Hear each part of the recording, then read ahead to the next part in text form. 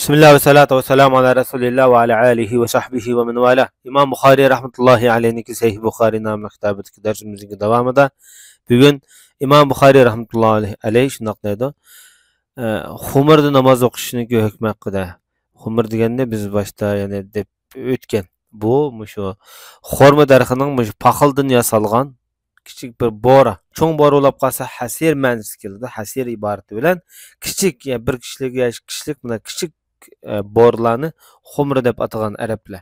Bu hadisda İmam Buxoriy rahmatullohi alayhi bizga Abul Valid hadis so'zlab bergan edi deydi. U kishi deydi bizga Shu'ba deydi bizga Sulaymon ibn Shayban Abdullah ibn Shaddaddan bu kishi onamiz Maymuna onamizdan bayon qilib bergan edi deydi.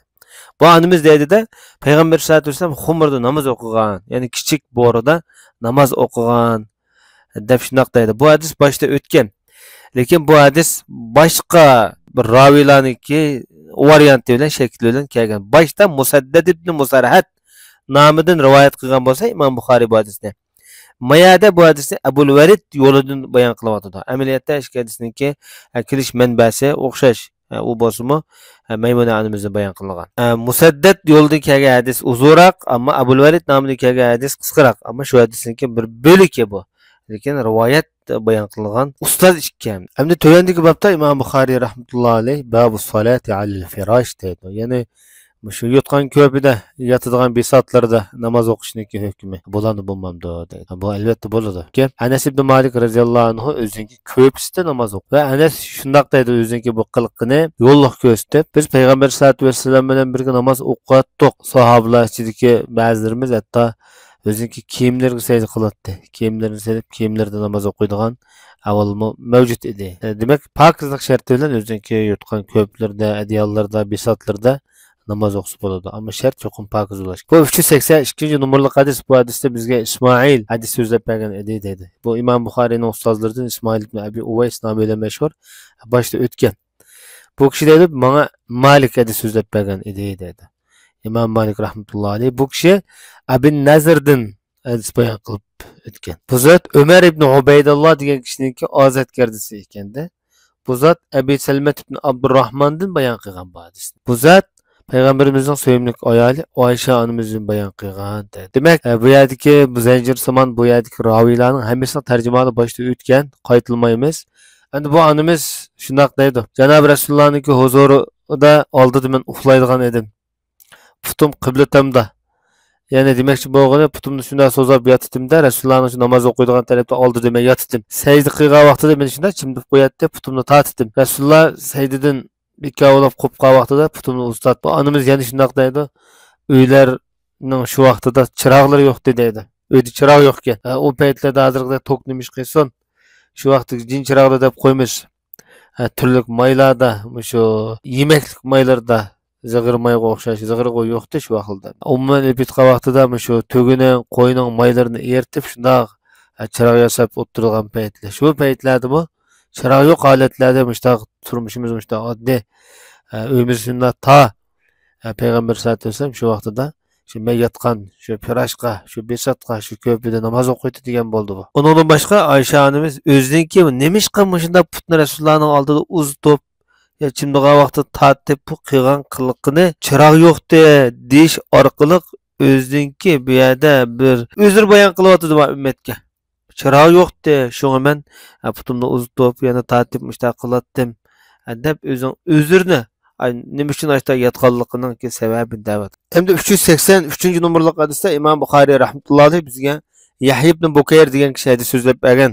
Bu kishi deydi, bizga Lays hadis so'zlab bergan. Lays bo'lsa menga Uqayl ibn Shahabdan hadis so'zlab bergan deydi. Ibn Shahab debdi menga Urva xabar berganki, Oyisha onamiz Urvaga deb bergan ekan. Nimani payg'ambar alayhissalatu vassalamning namoz o'qiydigan bir holatini bo'lib, haqiqatan janobi Rasululloh sallallohu alayhi vasallam namoz o'qiydi. Qiblaton bilan payg'ambarimizning orliqida Oyisha onamiz o'ziniki ko'pisida xuddi shu jinozani o'ttirib to'g'ri qo'yib olgan o'xshash to'g'ri yotadi deb ta'riflagan. Demak, bu yerda payg'ambar sallallohu alayhi vasallamning o'zining yotadigan ko'pisida bir soatida namoz o'qiganligini bildiryapti. Yuqorqi bobniki natijasi ma'nosi mishada chiqayotgan. Bu hadisdagi raviylarning tarjimasi yana o'xshash boshda o'tib bo'lgan. Hamda tuvanda 384-numurlik hadisda İmam Buxoriy rahmetullohi alayh bizga Abdullah ibn Yusuf hadis so'zlab bergan edi dedi. Bu Abdullah ibn Yusuf at-Tanisi nomi bilan mashhur bo'lgan İmam Buxoriyning ustozida bu kishi.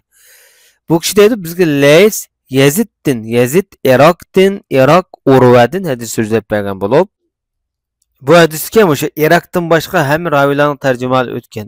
Iroq kim o degan vaqtida Iroq ibn Malik al-G'afari bo'lib, bu shu Madinada yashagan o'z davridagi ishonchlik hadis rivoyat qilgan tabiinlarniki biri.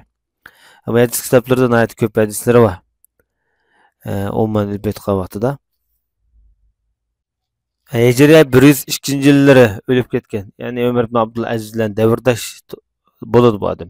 Shuningdek Umar ibn Abdulaziz Iroq ibn Malikdan bekrak namozni ko'p o'qiydigan odamni bilmaymi dedi. Demak, o'ziniki zohidligi, obidligi bilan o'z davrida ham xalifalarni ayron qoldirgan buyuklarniki biri. Bu kishi shu Abu Hurayra, Hafsa, Urvat ibn Zubayr qatorliq nurg'un o'z davridagi ham tobiin ham sahobalardan ko'p hadis rivoyat qilgan. Uni Abdullah ibn Umar, Zaynab bint Abi Salama qatorliq buyuklar. Endi bu odamdan hadis rivoyat qilganlar ichida o'g'li Haysam, Ja'far ibn Rabi'a, Yazid ibn Abi Habib, Sulaymon ibn Yasar qatorliq Ziyad ibn Abi Ziyad qatorliq o'z davridagi donglik shu raviylar, muhaddislar hadis rivoyat qilgan. Asosan shu donglik ustozi Abu Hurayra roziyallohu anhu bilan Oysha onamiz. Bu kishi o'z davrida Bani Umayya shu Marvon jamoatiga qarshi davlatniki mol mulki musulmonlarni boshqarish masalalarida adil bo'lish, ching turish islomiy prinsiplarda. Shu jihatdan o'ziga siyosiy maydonni aniq ifodalab, ching turishga bu odamni dahlik degan o'ringa ayni vaqtida Palagan. Şebestem bilan Yemenning oralig'ida bir orol hamda shu yerga Palagan. Palagandan keyin shu dahlik ahli nayt bir xursand bo'lib, shu vaqtdagi xalifa Yazid ibn Abdulmalikni maqtagan, "Oy Alloh mukofot bersin, bizga nim bo'lsa, shu yaxshilikni o'qitadigan, islomni o'qitadigan bir yaxshi odamni avat bir palabdi" deb Yemen ahli ayni vaqtida bu xalifani maqtagan. Amaliyotda bu odam shu xalifaniki ayni vaqtida shu Madinadan haydab chiqarishga duchar kelgan odam. Hamda mush kishi shu Oysha onamizniki jiyani Urudin hadisni bayon qilib, haqiqatan payg'ambar sollallohu alayhi vasallam namoz o'qiydigan edi. Oysha onamiz payg'ambarimiz bilan shu qibla tomniki orasida to'g'ri turib olgan. Shu payg'ambarimiz Oysha onamiz bilan birga uxlaydigan, ko'pida namoz o'qiydigan edi deb mush hadisni bo'la ummatga bayon qilish orqali ko'pida yotilgan yerda namoz o'qisa bo'ldiganligini ta'riflayotdi. Bu shu pokizlik asosida durust. Bugünkü dersimiz müşahit boğuyor. Sallallahu ala nebiyyina Muhammed ve ala alihi ve sahbihi ecmaîn.